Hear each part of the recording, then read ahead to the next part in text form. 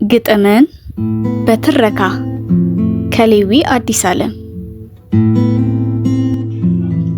ሰላም የግጥምና በትረካ ቤተሰቦቻችን፣ በዛሬ በግጥምና በትረካ ፕሮግራማችን አዳዲስ ነገር ይዘን ወደ እናንተ እንደምንመጣ ቃል በገባነው መሰረት ዛሬ በልዩ መሰናዶ ልንገናኝ ቀኑ ርግጥ ሆነ። በዛሬ በግጥምና በትረካ ፕሮግራማችን ውስጥ አዳዲስ ፕሮግራሞችን ይዘን መጥተናል።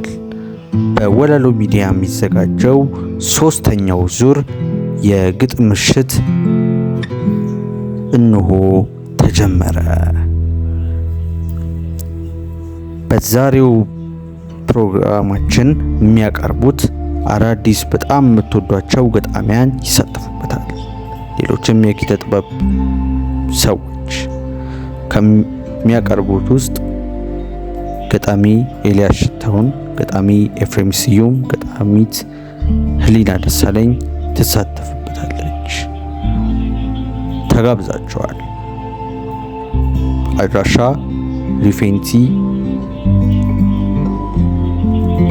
ቦሌ ቡሉላ ሪፌንቲ ህንፃ ላይ እንገናኝ። ግጥምን በትረካ ይቀጥላል።